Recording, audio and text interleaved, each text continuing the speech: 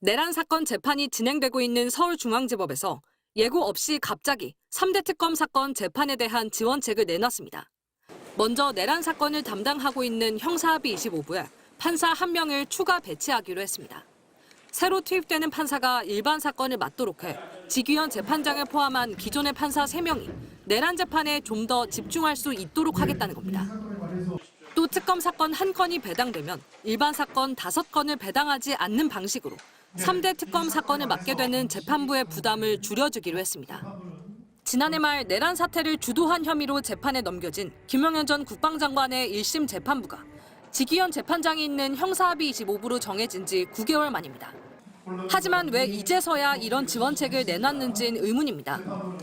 서울중앙지법은 앞서 조지호 경찰청장, 윤석열 전 대통령 등이 기소될 때 효율적인 재판 진행을 위해 사건을 해당 재판부로 모으고 신규 사건 배당도 중단했습니다. 친위 쿠데타라는 대형 사건으로 곧 재판이 물밀듯이 들어올 상황을 예상하고 있었던 겁니다. 그러나 1심 재판이 끝나기도 전에 윤 전 대통령의 구속기간이 끝나 풀려날 수 있다는 비판까지 제기됐습니다. 수도권의 한 현직 판사는 양승태 대법원장 사법농단 사건을 맡은 재판부는 3년 동안 5건만 선고했을 만큼 해당 재판에 집중할 수 있었다며 신규 사건 배당을 막고 먼저 맡고 있던 사건을 다른 재판부로 재배당해주는 등의 조치를 보다 적극적으로 했어야 한다고 지적했습니다. 실효성에 대한 의문도 여전합니다. 오늘 김용현 전 국방장관 등의 내란 혐의 재판이 예정된 증인신문도 마치지 못하고 일찍 끝났습니다. 김 전 장관 측이 호칭과 증거물 등을 문제 삼다 요구사항을 들어주지 않는다며 재판부 기피 신청까지 했기 때문입니다. 재판을 지연시킬 목적이 분명한 경우 곧바로 간이 기각을 할 수 있는데도 지 재판장은 명백한 소송 지연이라 보기는 어렵다며 오늘 재판을 종료했습니다. 이런 진행 방식이 유지된다면 변론 종결을 하겠다고 밝힌 올해 12월까지 재판을 마무리할 수 있을지 불투명하다는 지적이 법원 내부에서도 나오는 실정입니다. 지난해 겨울 군대를 동원한 현직 대통령의 친위 쿠데타가 일어나고 벌써 9개월이 지났습니다. 내란 사태에 가담한 사람 중 판결을 받은 사람은 아직 단 한 명도 없습니다. MBC 뉴스 유서영입니다. 7월 말 8월 초 보름간의 법원 휴정기에 맞춰 윤석열, 김용현 등의 내란 사건 재판도 멈추기로 한 지규현 재판부.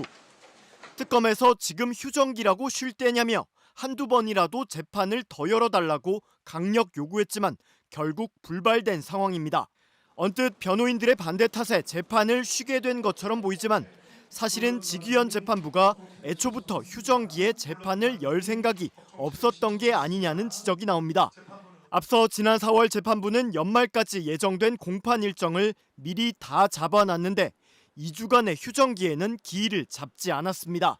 실제로 당시 일주일에 한 번 정도 재판하면 충실히 변론하겠다는 변호인 측 주장에 재판사는 휴정기도 있고 명절도 있어서 실질적으로 계산해보면 큰 차이가 없다며 사실상 명절과 휴정기를 다 챙기겠다고 예고하기도 했습니다.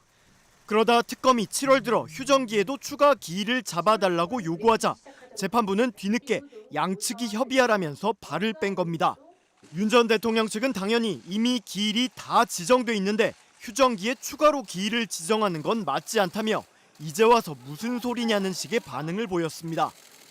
법원 휴정기는 재판 관계자나 법원 직원 등이 쉴 수 있게 일정 기간 재판을 열지 않는 제도지만 피고인이 구속돼 있거나 긴급한 사정이 있다면 재판부 판단에 따라 재판을 열 수 있습니다. 실제로 2017년 박근혜 국정농단 사건을 심리한 김세윤 부장판사는 휴정기에도 최대 주 3회씩 재판을 열며 숨가쁜 일정을 소화했습니다.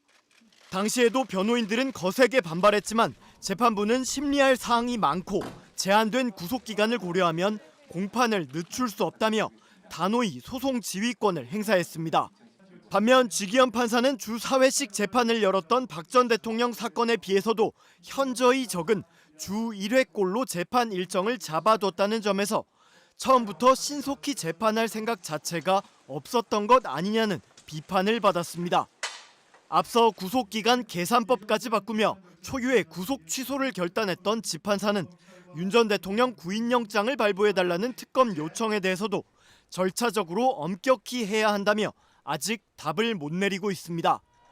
특검의 추가 기소로 재구속된 윤 전 대통령은 만약 6개월 뒤까지 직위원 재판부가 1심 선고를 하지 않으면 구속기간 만료로 또 풀려나게 됩니다.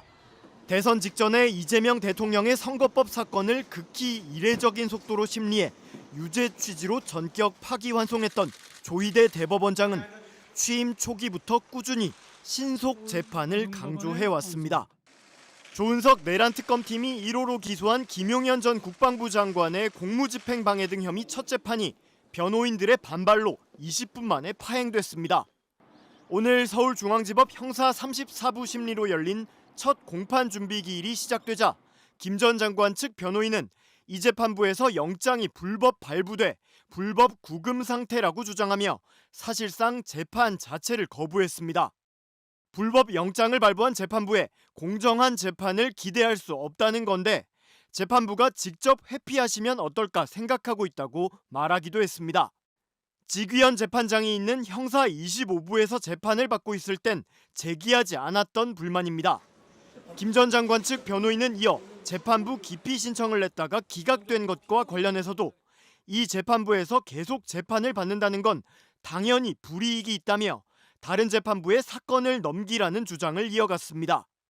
급기야 재판 공개 원칙까지 언급하며 마스크를 쓰고 나온 재판장을 향해 재판하는 사람이 누군지 알 수 있어야 한다며 마스크를 벗으라는 황당한 요구를 하기도 했습니다. 영장신문기일에도 마스크를 끼고 나왔었다며 현 상황이 코로나 창궐 상황도 아니고 저희가 누구에게 재판받는지도 모르게 마스크를 끼고 재판을 하는 이유를 알 수 없다는 주장입니다. 이후 재판부가 국민참여재판 희망 여부를 물었지만 변호인들이 계속 답변하지 않은 채 항의를 이어가자 재판부는 더 이상 재판 진행이 불가능할 것 같다며 20분 만에 기일을 마쳤습니다.